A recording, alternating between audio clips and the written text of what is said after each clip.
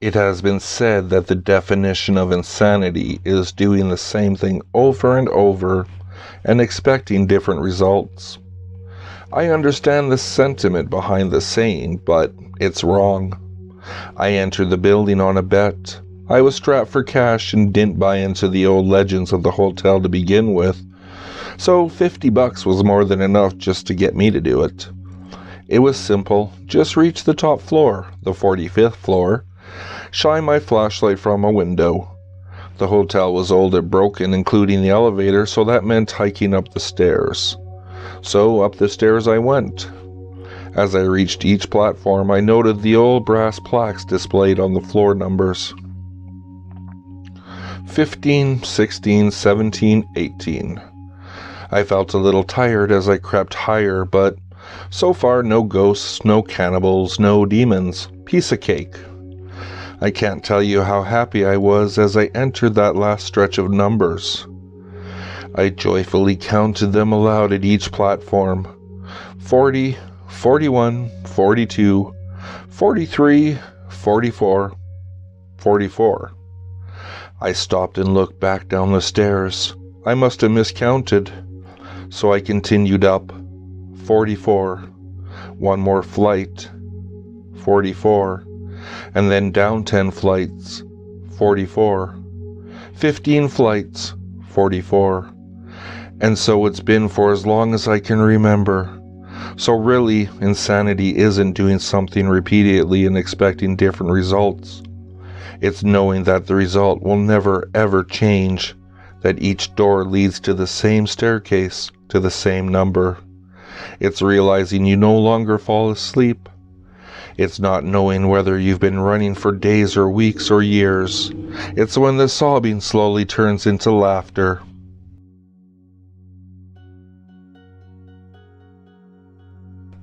I'm the last one here.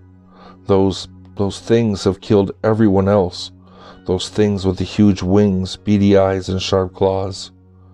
Every time I close my eyes, I see my co-workers getting ripped to shreds.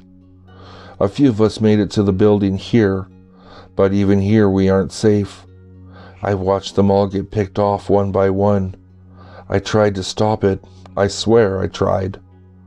Now I'm running through the building to the main power center.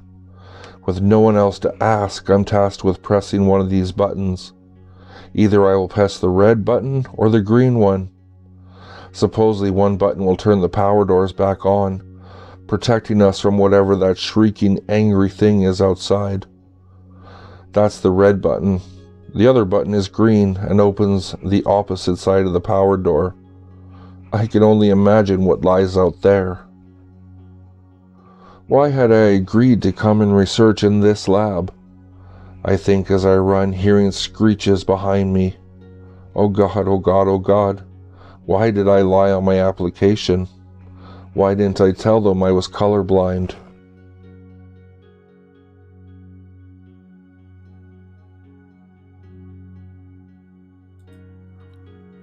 Normally you sleep soundly, but the thunderstorm raging outside is stirring you from your sleep. You begin to doze, then another crash jolts you awake. The cycle lasts most of the night, so you lay there, eyes open and outward, looking at your room, stretching out before you in darkness and shadows. Your eyes move from nameless object to object until you reach your mirror, sitting adjacent to you across the room. Suddenly a flash of lightning, and the mirror flickers in illumination. For a scant second, the mirror reveals you dozens of faces, silhouettes within its frame, mouths open and eyes blackened. They stare out at you, their black pupils fixed upon your face. Then, it is done. Are you sure of what you've seen? Unsettled, you don't sleep for the rest of the evening. The next morning, you remove the mirror from your wall and toss it in the trash. It didn't matter if the vision you had seen was the truth or falsehood. You wanted to be rid of that mirror. In fact, you scrap every mirror in your house except one. Weeks pass and the event of that night falls into passive memory. You are spending the day at a friend's house and it's time to use the bathroom. While you are in there, the faucet starts to run without you prompting it.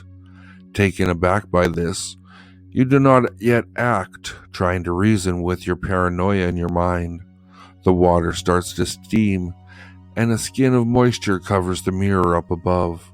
You're watching intently as words form. Please return the mirrors. We miss watching you sleep at night.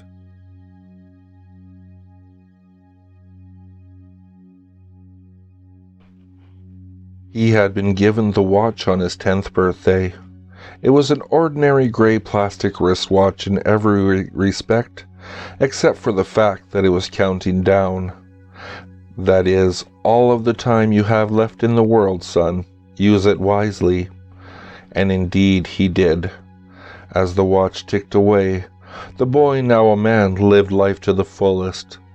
He climbed mountains and swam oceans. He talked and laughed and lived and loved. The man was never afraid, for he knew exactly how much time he had left. Eventually the watch began its final countdown.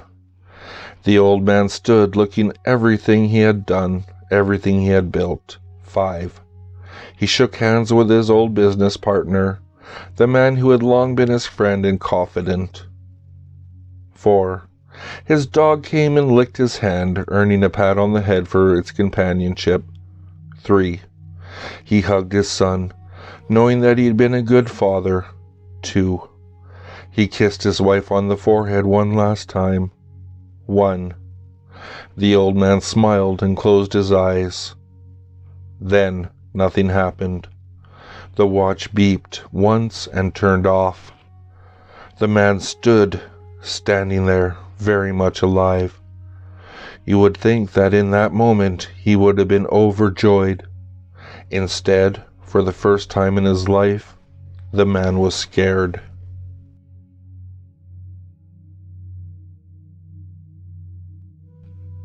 You crawl into bed at around 9. Funny, that's a little early for you, but you don't seem to care. You toss and turn for a few minutes before you feel it. Somebody's watching you. You're sure of it. You scan the room, finding nothing, but you still feel uneasy. You lay back down facing the room. You shut your eyes and try to sleep, but you can't. You still feel the eyes on you, watching you. You pull the covers over your head and the feeling fades. You relax and close your eyes, but as soon as they shut, the feeling returns. You're scared to move the covers, to search for the eyes that you know are watching you. You're terrified, but you yank the covers down, and as you do, your heart skips a beat. You scan the room, seeing absolutely nothing yet again. The feeling disappears, and you scold yourself for acting like such a child. You roll over towards the wall and quickly fall into a peaceful sleep. But let me ask you this. Do you know how many hiding places there are in your room? I do. Thousands.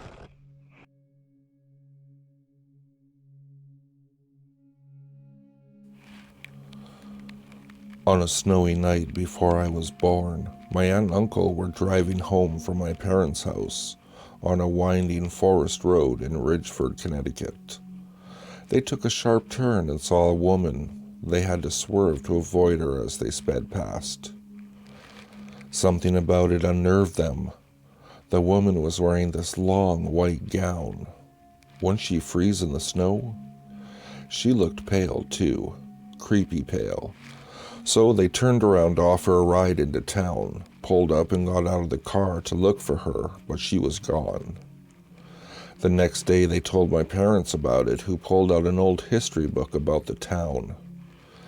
They found out about a hermit woman, Sarah Bishop, who used to live in a cave in the same woods, but would dress up in a long white gown and come to church every Sunday.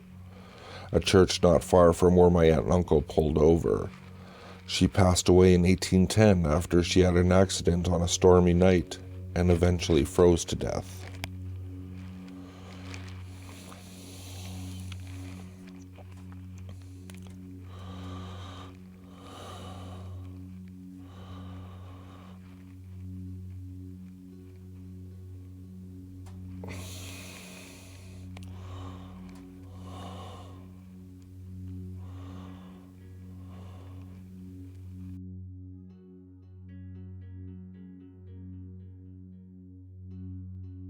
I stopped writing the night I fell into the swamp. I saw something. I'm not sure what it was, but it scared me.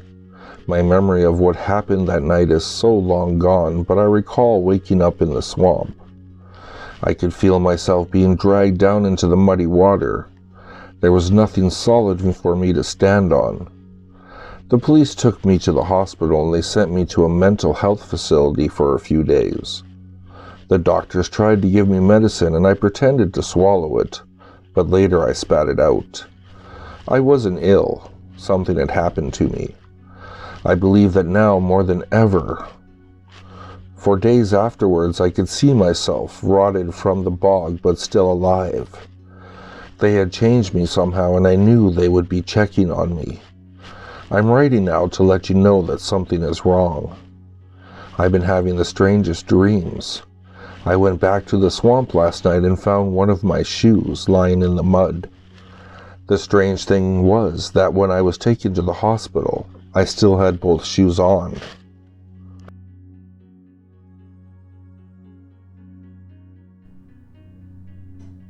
A girl was sitting on the subway late one night and she noticed that the woman sitting across from her was staring intently at her. The woman was sitting between two old men. The girl kept looking away, but the woman wouldn't break eye contact with her. The stare was beginning to freak the girl out. At the next stop, a new passenger got on. It was a tall man in a gray trench coat. He sat down next to the girl. The woman paid no attention to the man in the trench coat. She just kept staring at the girl, who was getting more and more creeped out as time went on. The two old men didn't even glance in her direction. She pretended not to notice, but each time she glanced at the strange woman, the stare continued. When the train was pulling into the next stop, the man in the trench coat got up to leave. Suddenly, he grabbed the girl's arm tightly as the door opened. He dragged her off the train. The subway door shut and the train pulled off, leaving the girl alone on the platform with the man in the trench coat.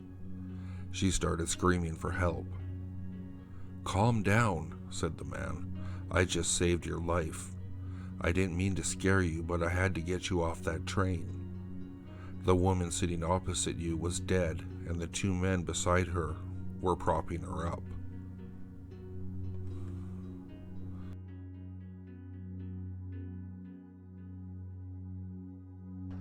This is a story that my dad told me.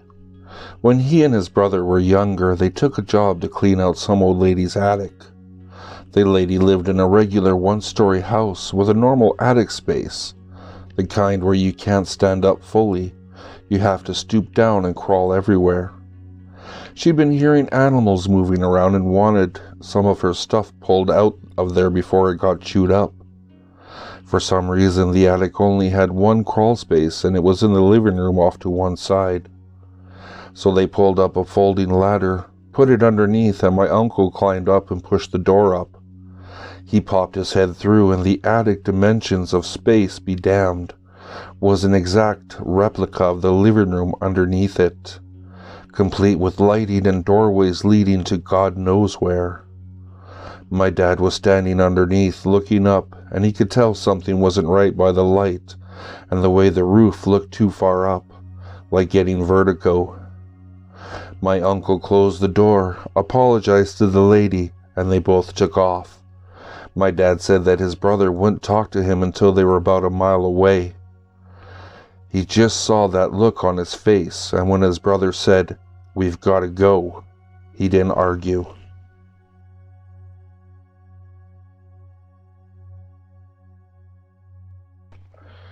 Here they come again, the brave ones. Another Halloween night and the kids are back to prove their fearlessness. The old house's floorboards creak beneath their sneakers. Only half an hour until midnight, so I have to work fast. I start with their flashlight, blowing lightly against it so that it flickers, but this inspires little more than a nervous giggle. 15 minutes until midnight. Time to take things up a notch. I hover up to the ceiling and will my body into flesh. My every nerve is on fire. But they've given me no choice. I force drops of blood to trickle out my nose, but the boys below don't notice. I knock against the ceiling, but they won't even look up. I thought this place was supposed to be haunted, says the leader. What a joke.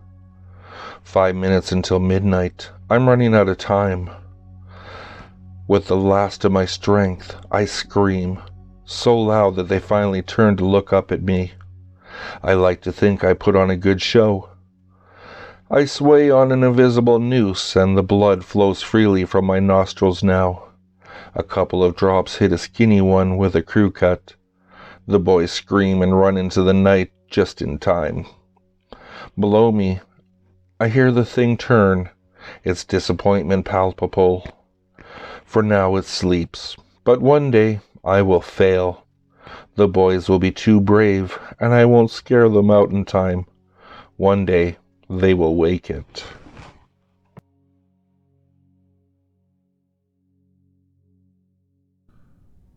One beautiful hot summer night, a teenage girl named Julie was swimming with her boyfriend in the family pool. They decided to go skinny dipping. Her boyfriend stood behind her and wrapped his arms around her. He kissed her shoulder as they gazed at the night sky and dreamed of their future together. A few minutes later, they heard a strange noise that seemed to be coming from the bushes. But they were not paying much attention. They were so comfortable together. Just then, Julie turned her head to kiss her boyfriend, but she didn't see anything behind her. She twirled around and realized that her boyfriend's head was missing. It had been cut off. She screamed, and his headless corpse sank to the bottom of the pool. In a panic, she scrambled out of the pool and ran inside the house to warn her parents. When she got to the kitchen, she came face to face with her stepfather, who was washing his bloody hands in the sink.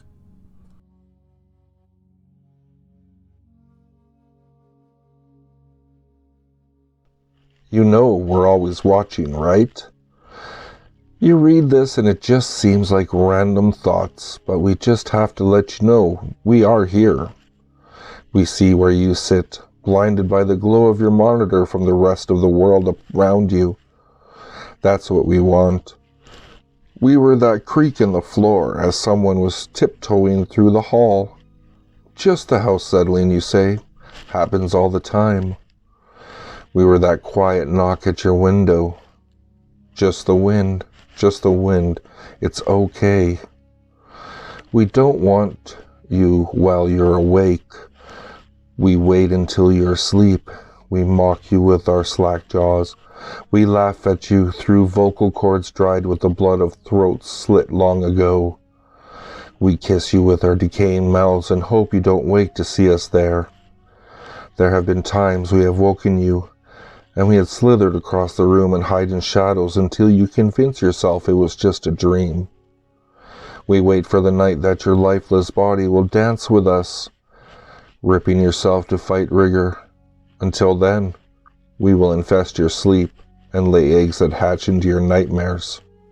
Sleep well.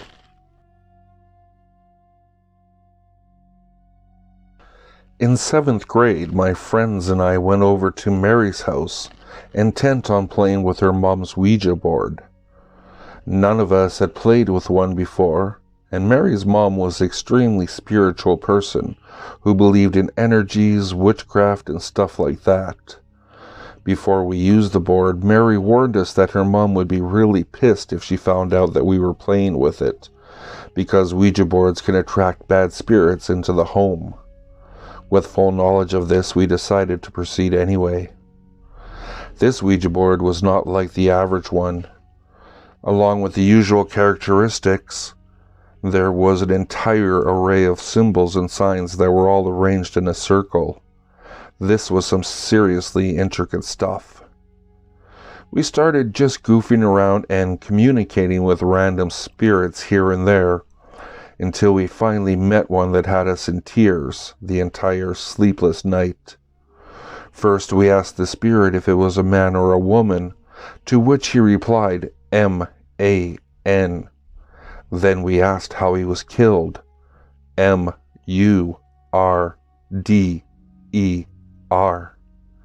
That freaked us out only a little bit, but we were mostly excited.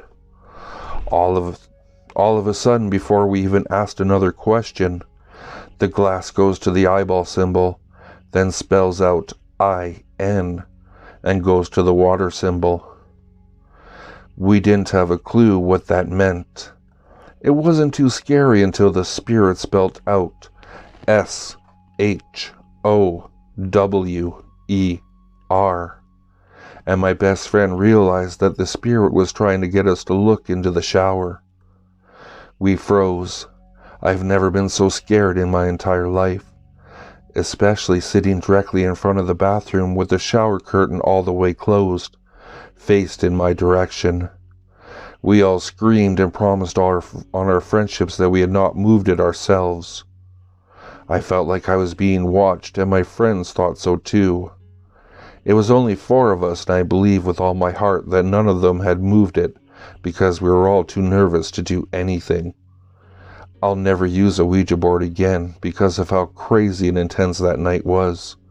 I know I felt something in that room with us, and I know it was dangerous.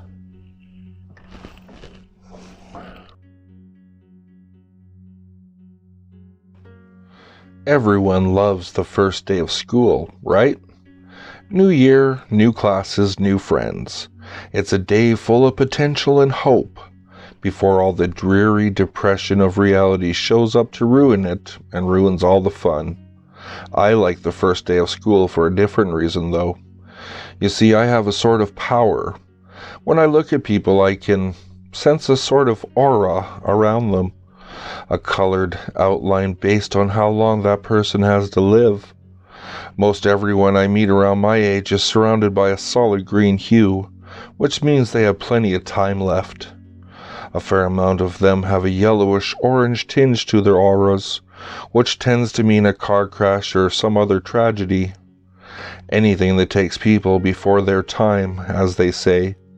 The real fun is when the aura ventures into the red end of the spectrum, though. Every now and again I'll see someone who's basically a walking stoplight. Those are the ones who get murdered or, kill themselves. It's such a rush to see them and know their time is numbered. With that in mind, I always get to class very early so I can scout out my classmates' fates. The first kid who walked in was basically radiating red. I chuckled to myself.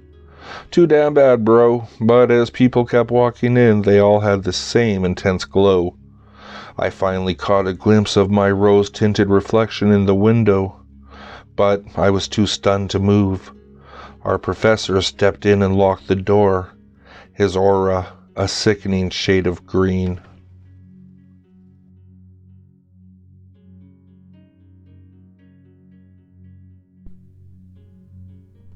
Last year I was flying home from a business trip, and when my plane was delayed in an unfamiliar city, I was forced to spend the night there.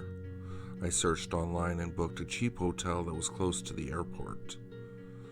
When I arrived at the hotel, I was disappointed by how dirty and shabby it was.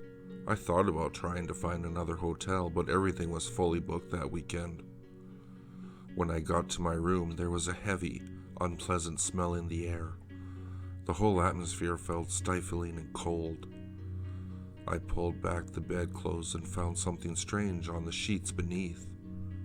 It was a pair of rusty metal scissors. Ugh, this is terrible, I said to myself. The maid hasn't even bothered to clean up the room properly. I picked them up in disgust and placed them on the bedside table. I was so tired that I couldn't stay awake. I went to bed and decided I'd complain about the scissors in the morning. Lying between the dirty sheets, I closed my eyes and tried to fall asleep. In the middle of the night, I had an unusual dream. I felt a heavy weight pressing down on me, and I got the strangest feeling that someone was watching me. I'm not sure what time I woke up, but the room was still pitch black. When I reached out and switched on the bedside lamp, my hair stood on end. The rusty scissors were lying on my chest and the blades were closed on either side of my neck, digging into the skin. One more inch and the scissors would have cut my throat.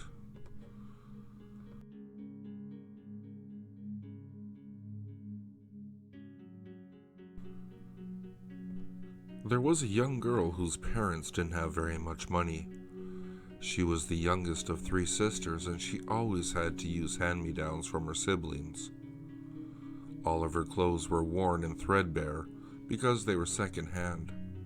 Even the red bag she brought to school every day was torn and tattered. The girl asked her mother to buy her a new bag, but her mother said it was impossible. They just couldn't afford it. One day the girl was walking down the street when she spotted a shiny new red school bag laying in the grass beside the side of the road. Looking inside, she found that it didn't have a name on it and she wondered who it belonged to. Suddenly the girl thought, "This bag must be a gift from God." The girl took the red bag home and hid it in her room. She was worried that if her mother saw it, she would tell her to bring it back. In the middle of the night, while her mother was fast asleep, the girl got up and transferred the contents of her old bag into the new one. "Tomorrow I will go to school with my new red bag," she said to herself. Suddenly, the red school bag began to move and it started biting the girl's feet. She was so shocked that she couldn't cry out and the pain caused her to faint. When the mother went into her room the next day, the girl was nowhere to be seen. All that remained was one shiny new red bag with no name on the inside.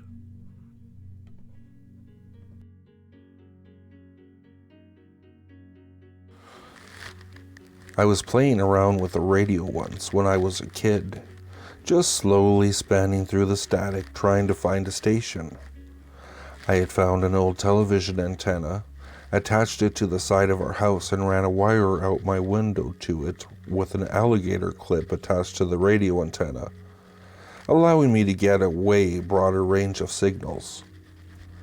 So I'm sitting there early in the morning, around 2 a.m., slowly sweeping frequencies, and suddenly I get to this station that's playing this very weird crackling sound. It sounded sort of like cracking knuckles, or maybe Rice Krispies cereal, but with a fixed rhythmic pattern instead of being random. I sat there listening to it for a little bit, then it suddenly stopped, and this faint voice says, "It doesn't work. We're already dead. We're already dead."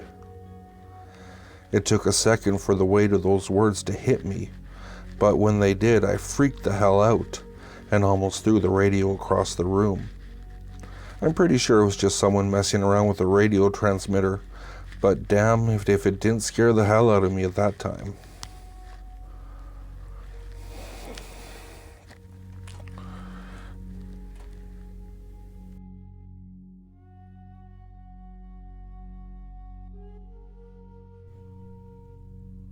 When I was in 6th grade, our entire class went on a school trip. All of the kids in the class were taking pictures with cameras and phones. When we returned to school, we were browsing through the photographs when all of a sudden, one girl said, "Oh my God, what's that?" Everyone scrambled to see what she was looking at. In the photograph, one of the boys in our class was sitting on the bus. There didn't seem to be anything strange about the picture until you looked very closely at his reflection in the window.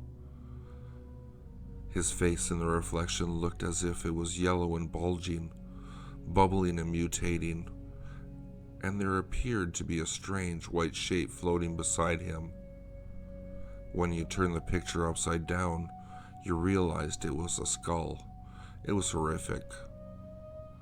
When the boy saw the photograph of himself, he burst into tears and had a panic attack. Everyone else in the class began to freak out. The teacher had to send the boy to the school nurse, and the principal banned all of us from speaking about the strange photo. Everyone was scared. 7 days later, the boy in the photograph passed away. He died from a brain tumor.